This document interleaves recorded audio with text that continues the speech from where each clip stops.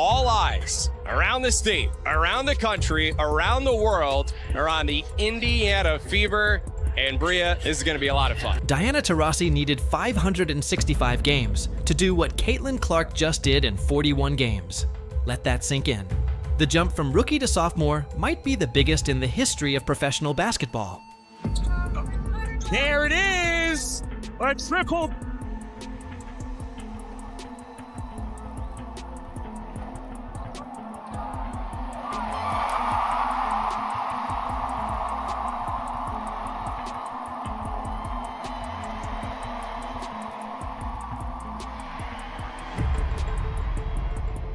While everyone is talking about her triple-double, Clark and the Indiana Fever actually broke 11 records that night. I've watched every minute of the Fever's rout of the Chicago Sky, and what I found will leave you speechless. The triple-double by Caitlin Clark was just the start of a night that will go down in WNBA history as a turning point. If you're cheering for Indiana, leave a message below. I've got the Fever. Having the Fever organization be what it is today, like, it is just so fun to be a part of. There's been a lot of anticipation. You've done a great job in training camp leading to this moment. Enjoy it. Okay, go out there and have some fun. While all eyes were on Caitlin Clark that night, something truly historic almost went unnoticed. Dana Bonner walked onto the court only 7 points away from becoming the third highest scorer in WNBA history. Think about that. 15 years of professional excellence, thousands of buckets, and now she's on the verge of becoming the third highest scorer in WNBA history. Bonner is the fourth all-time leading scorer in WNBA history, and in her first game with the Fever, will likely move into third all-time. She's currently just 6 points behind Tina Thompson for third on the all-time scoring charts. With all the Fever mania going on, did anyone even notice this milestone? That was the question that hung in the air as the game against Chicago started. Bonner has been putting the ball in the basket since 2009, steadily moving up the scoring. Ranks with stops in Phoenix, Connecticut, and now Indiana. She was only 7 points away from passing Tina Thompson for the all-time lead. Bonner, who knocks it away. Cookies, DB, open court, right side, and she lays it in. When it was finally time in the last quarter, Bonner was sent to the free throw line and made 2 shots. The first one went in and tied the record in front of a cheering crowd. The second one put her over 7,188 career points, making her only the third player in the WNBA's 28-year history to hit this point. One more free throw for Bonner. It's in the air, and it's good. Diana Bonner now third in WNBA history in scoring. 7,489 points and counting. And here's the ovation for Bonner.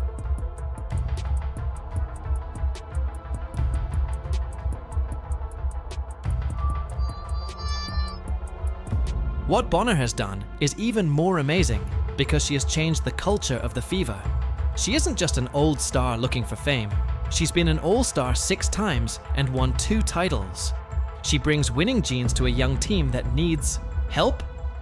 People in the locker room, like Clark Boston, Kelsey Mitchell, and Lexi Hall, listen to what she has to say. You know, DB is somebody that, you know, she's a Hall of Famer, like a legend, not only a good basketball player, a great person, a great leader. You know, the strongest voice in our locker room is hers, and it's fun to have been around here now for about a month just to get to learn from her and soak it in. And I'm really happy she got to do it at the free throw line and all the fans could go crazy and cheer for her because she certainly deserved that moment, and it was really awesome to see. When the PA announcer told the crowd about the milestone, they gave her a standing ovation. This showed that even in this day and age of viral highlights and young players, basketball fans still recognize greatness that goes back decades. Bonner's rise to become the third all-time leading scorer wasn't just a personal accomplishment. It set the tone for a night of record-breaking performances. Now Tina Charles has 7,696 points, which is second on the all-time list, but as impressive as Bonner's accomplishment was, the night wasn't over yet. Another Fever star was about to remind everyone why Indiana's future looks so frighteningly bright. Remember when people wondered if Aaliyah Boston could really dominate, especially against fellow South Carolina graduate Camila Cardoso, who stands at 6'7". Those critics got their answer in the most emphatic way possible against the Chicago Sky. All right, y'all. Hey, good stuff. Okay, we did a lot of really good things. I thought our defense was really good, and when we had lapses, we played through possessions. All right, so we made things happen. Y'all, overall, just hell of an effort. Boston came into her third season with a goal. She wasn't just trying to be a great player. She also wanted to become a franchise cornerstone with Clark, the pair that would power Indiana for the next 10 years and lay the groundwork for something special to happen in Indianapolis. The Chicago front court came in all by itself, like an angel. For the past week, Ree had been talking about how she was going to control the paint against Boston. Even during warm-ups, Reese made it clear that she thought she'd win the game. Boston's response was a defensive masterclass that left fans gasping for air. There were 5 blocks that sent Sky players' shots flying into the stands. The kind of rejections that made fans jump out of their seats and point to the scoreboard every time Reese went up for a shot. Boston looked like she was ready to go.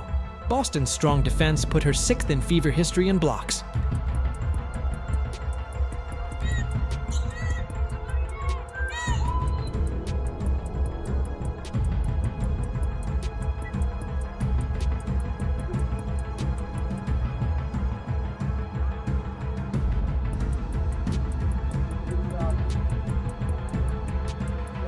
Not only were those 13 rebounds impressive, they were historic. Boston moved to 8th in Fever franchise history in just her 3rd season. Players have been grabbing boards for decades, and Boston is already in the top 10 all time. Her 19 points, 13 rebounds, and 5 blocks put her in a very special group. She became only the 2nd player in WNBA history to have 15 or more points, 10 or more rebounds, and 5 or more blocks in a season opener, the first being Natasha Howard in 2014. That's a very small group of players, let alone one who is in her 3rd year. Yes, great job of those long arms of the Leah Boston here, going up multiple times and then... Clark and Boston worked well together all night. Clark kept finding her big for easy baskets with a high-low pass here and a perfectly timed bounce pass there. Meanwhile, Boston guarded the rim like it held state secrets every time Chicago thought they had a chance to score. Boston shut the door on them, but Ree did grab 17 rebounds. Her offense was terrible. She only made 5 of 14 shots from the field and had a hard time scoring against Boston's well-timed defense. The much-anticipated matchup turned into a lesson on how to place and time your defense. But Boston and another teammate set a record on defense that had never been seen before on WNBA opening night.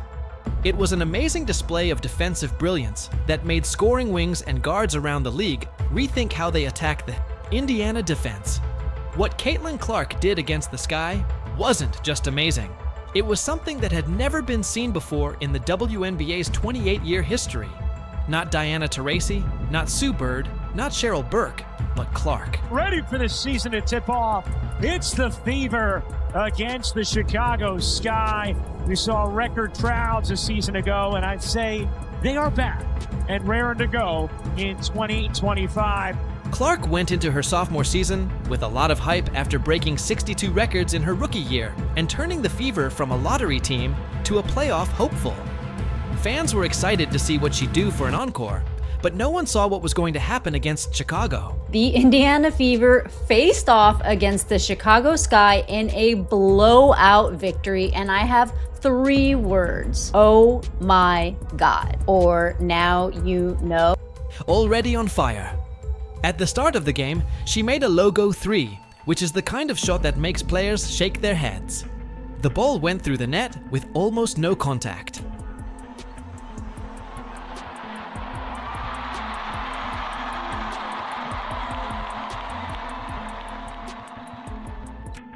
That was only the beginning. She played like she had spent the whole offseason working towards one goal: to dominate on both ends of the court. Clark started to see passing lanes that no one else could see, and threaded needles with passes that seemed impossible. She grabbed rebounds over taller players and jumped them at the perfect time, but most surprisingly, She blocked shots like she had never done before. Not the first one in your career, but you had 4 blocks out there. That's more than you ever had in college. Matches your WNBA career high. Felt like you were channeling the spirit of Gabby Marshall out there with the blocks. Is that a part of your game that you've been working on the postseason? Are we going to see more blocks out of you as your career rolls on? Not really. 4 blocks, which was the most by a point guard in a season opener in WNBA history, set a career high. This surprised everyone who thought defense was her weak point. These weren't just weak contests, they were emphatic rejections that energized the whole team. The Clark-Boston connection reached its peak when they combined for 9 blocks, which was the most by any duo in a season opener in league history. That's the kind of defensive impact usually reserved for Twin Towers front courts, not a guard-center pairing. It's not really something you can work on. I don't know, I felt like I had active hands. I had some pokes when our post players were playing good defense, and coaching staff has just challenged me to try to be a better defender every single practice and just getting better in that area. I still feel like there's a lot of room for me to improve. I don't think any of those blocks were too obvious. You look at the stat sheet, it's like, oh wow, 4, but you can get your hand on there and help your teammate out. It makes the world of a difference. As the fourth quarter began, anticipation built throughout the arena. Clark needed just 2 assists and 1 rebound for history. The crowd sat on the edge of their seats as she chased the first ever 20-point, 10-rebound, 10-assist triple-double in. A season opener every time she passed, the ball fans held their breath. Every missed shot had them watching to see if she'd grab the board with just under 5 minutes left. Clark secured her 10th assist on a perfect pass to Aliyah Boston for a mid-range jumper. The crowd erupted. Then minutes later, she came back to the game to snag her 10th rebound, sending the arena into absolute pandemonium. History had been made, and everyone knew it.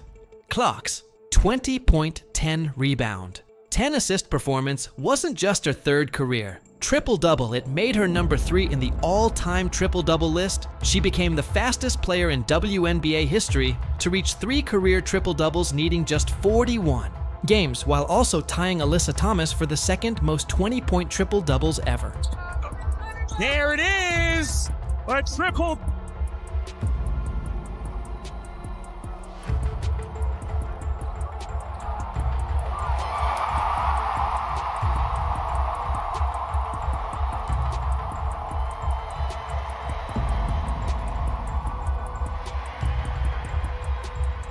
But the most amazing stat shows how quickly Clark is changing the record books. She now has 9 games with 20 or more points and 10 or more assists, which is second only to Courtney Vanderloot in all time.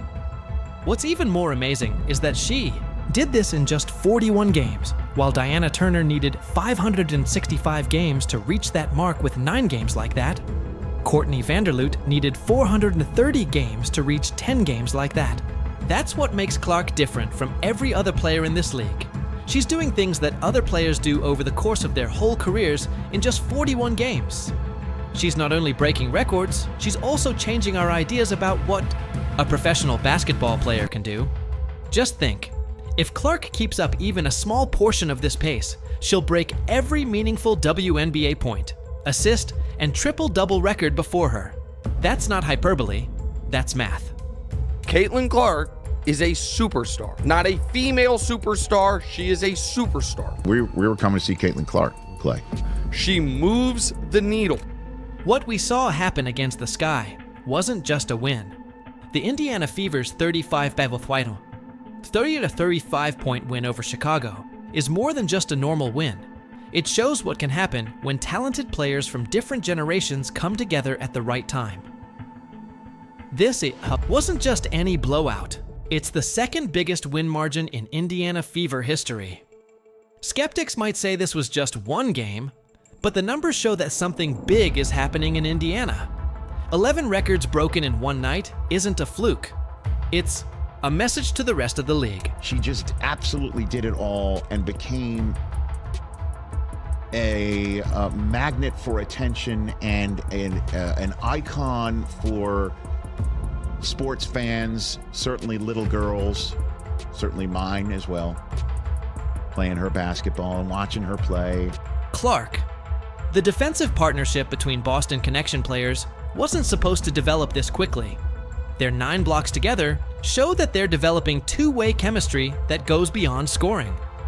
Most experts thought it would take years for them to reach this level of court awareness together, but they're already setting records as a pair. This squad is more evenly balanced than any other. Clark, a second-year star, is breaking records at a rate that has never been seen before. Boston, a third-year dominant big man, is already climbing the club record books. Veterans like Bonner, Howard, who have won championships and played in a lot of playoff games, the Sydney Coulson, Brianna Turner, and Sophie Cunningham lead. And young stars like Kelsey Mitchell and Lexi Hall are just starting to shine. Well, the regular season is here, and we have no more time for flirting, folks. We have no more time. It's time to get serious about our business. And Caitlin Clark handled her business game 1. 20, 10, and 10. 20, 10, and 10. Caitlin Clark and the Indiana Fever, what did the kids say? Belt to ass. Oh yeah. La cucaracha, la cucaracha. Indiana Fever destroy, obliterate, run out of the gym the Chicago Sky. 93-58. When you see how quickly this team is coming together, you can't help but be excited. The spacing is great, and the defensive rotations are spot on. The Fever are making it look easy by moving the ball so well. This isn't something that young teams usually do well. It's not just about breaking records tonight. You're seeing the start of a team that could change the nature of WNBA basketball and bring many titles to Indiana. It's like watching the early Chicago Bulls before they won a championship. You can feel the groundwork being laid for something special. The most exciting thing is that Clark Boston and this Fever team are just getting started. The rest of the league should be scared about what comes next if they break 11 records in one night. What happens when they really hit their stride? What happens when the team reaches peak chemistry? Not just a good team having a good night, this is the start of something historic in women's basketball. The gap between the Fever and the rest of the league is only going to widen from here. They won 93-58. With a 35-point win over the Chicago Sky, the Indiana Fever not only won a game, but also made history as a major force in women's basketball. This is the second largest margin of victory in franchise history. When a team breaks 11 records in one night, you're not just watching basketball, you're watching history unfold right in front of your eyes, and this Fever team might just be getting started. This season, both Boston and the Indiana Fever will break more marks. The only question is how many more they'll break before they're done. Message I have the Fever down below. Please like, follow, and turn on all alerts so you never miss a thing.